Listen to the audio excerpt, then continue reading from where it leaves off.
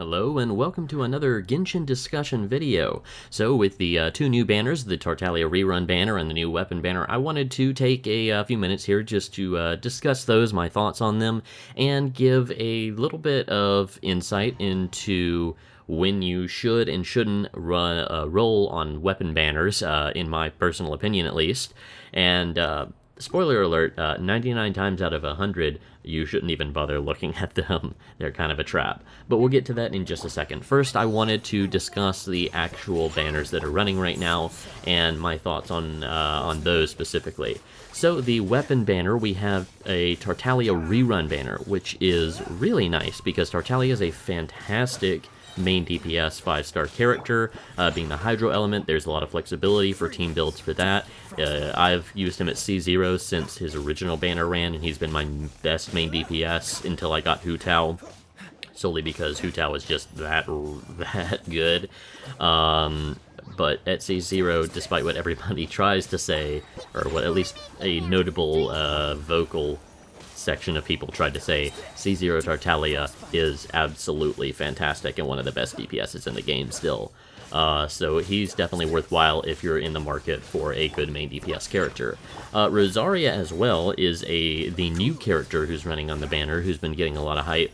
I was a little skeptical about her at first. She felt, just from the initial bits we were seeing, she felt like she was just a very comparable character to Kaya, and I really like Kaya.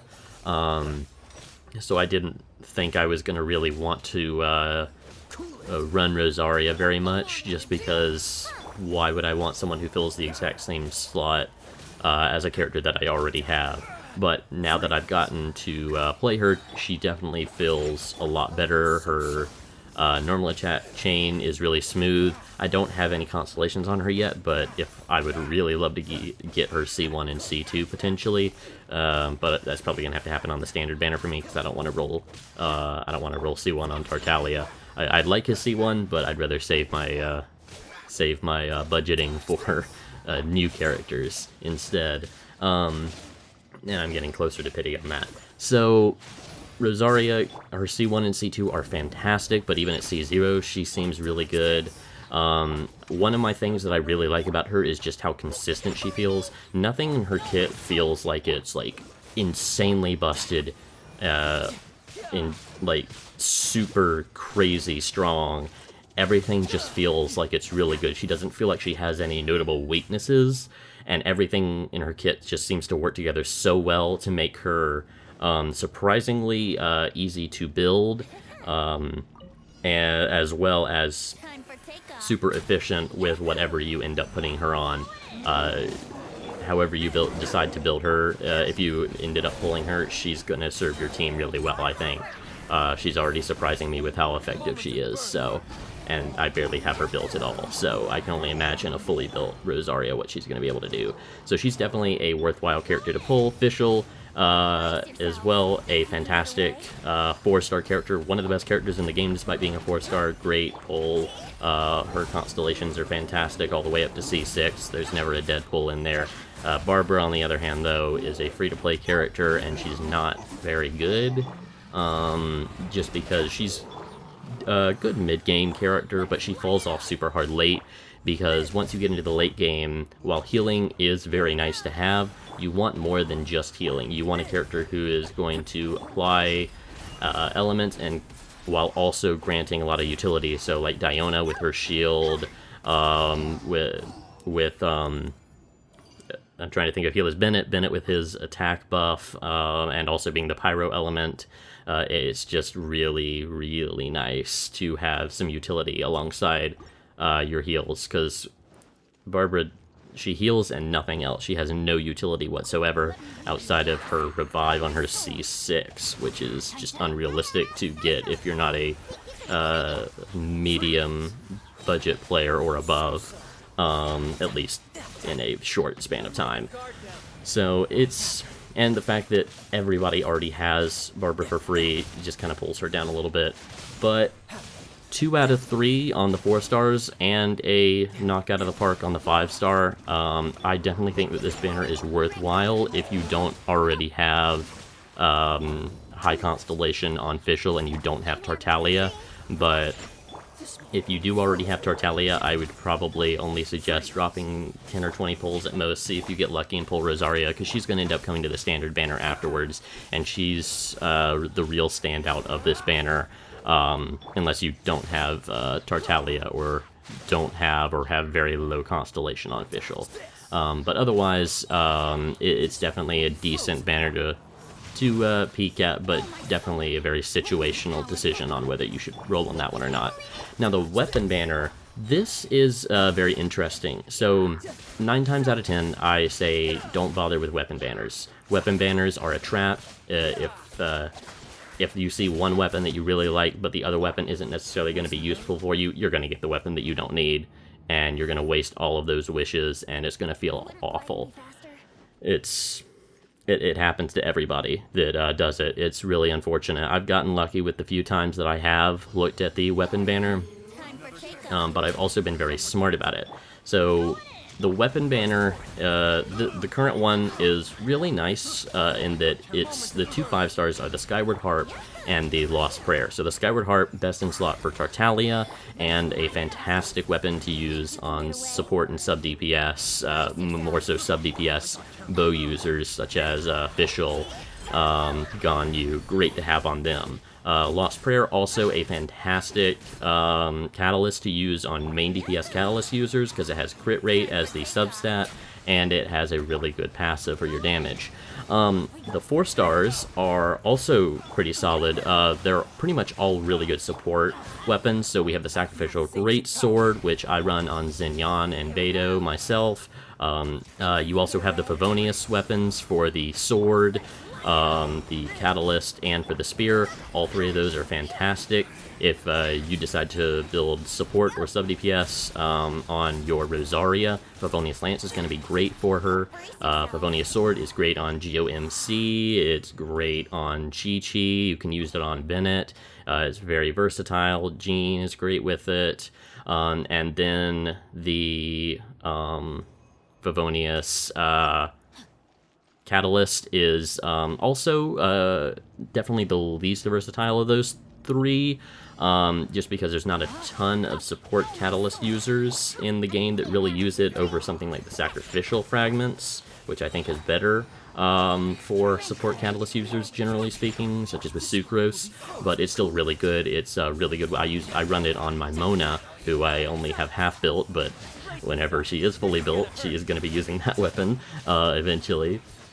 But yeah, and then the last weapon is the new limited 4-star bow, the Alley Hunter, I believe it's called, and it's kind of fitting into the similar deal as the Windbloom Ode.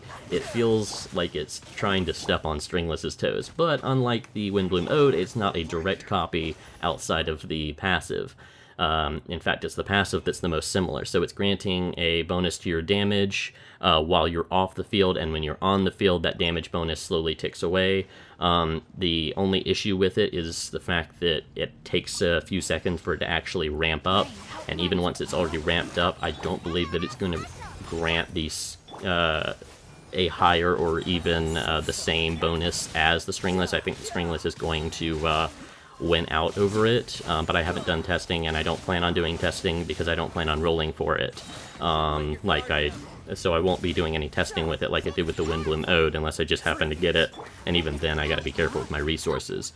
But generally speaking, I think the Stringless is going to be a bit better than it. It does have one leg up in the fact that it has attack percent as the substat instead of elemental mastery, which is really nice, but again, it's not perfect. But generally speaking, this is one of the better weapon banners that we've had. It very consistently, most of the weapons on it are, there's very few dead drops here. I think most of them, for most players, are going to be a decent drop. Now, this is where we're going to get into what I consider the criteria of when, and those rare occasions that you should roll on a weapon banner. So, for you in particular, for everybody watching this video, everything should be case to case. You should decide based on your account whether you should roll on any particular banner, weapon, or character. That's how it should always be. There's never a situation where, yes, this banner is unmissable. You have to roll on this banner. There's no such thing as that. You can clear the game with only the free-to-play characters. Enviosity already proved that a long time ago and is still proving that right now with as little bit of stuff as he has. I feel bad for him. I feel really bad for him recently with failing to pull Rosaria. I was watching that live and that hurt. Shout out to you, Envy. I feel so bad for you. But yeah, so my main things for my criteria on rolling for a weapon banner. What I consider, the only times I consider worthwhile rolling on a weapon banner is when at least 3, preferably 4 of the 4 stars, of the 5 4 stars, at least 3, preferably 4 at minimum, of those weapons need to be good rolls. You do not want to hit dead rolls on weapons, because if you hit dead rolls on weapons, unlike a character who you can eventually pull back later, those dead weapon rolls are often going to remain dead, which is really wasteful of your gems. As well, it's even more so on the 5-star weapons. Again, after you meet the 4-star requirements, then you need to look at the 5-star requirement here, and that requirement is that both of the 5-star weapons on the banner must be good pulls. You do not want to hit a dead pull 5-star weapon and waste all of those wishes. Now, of course, there is the chance that you pull an off-banner 5-star weapon, but that's the case on characters and everything as well. And that if that happens, it's really unfortunate. But there is a higher chance of you hitting an on-banner weapon than there is an on-banner character. It's a 75% chance of hitting an on-banner weapon. So it's a good chance that you will hit the weapon that you want, one of the weapons that you want, but there is the chance that you miss it, so just keep that in mind and factor that into your decision before rolling. But you should not be rolling on the weapon banner unless at least 3, preferably 4 of the 4-star weapons are all good pulls for you, and both of the 5-star weapons are weapons that you can make good use of. If either of those 5-star weapons is a dead pull for you, you should not roll on that banner, because I guarantee you're going to pull that weapon that you don't want, and you're going to waste all those wishes. So you just need to limit as much possibility of pulling things that are going to be dead pulls for you. You need to eliminate as much chance as possible, and those requirements that I just stated, I believe, are the best way to do that for the weapon banner, and those are the only times that you should roll on it. So hopefully this was insightful and helped you out in deciding to roll on banners now or in the future, making proper decisions on how to make use of your resources in that regard. Hope you got some enjoyment. Thanks for watching all the way through. Let me know what you'd like to hear me talk about in the future in the comments below, and have a fantastic rest of your day.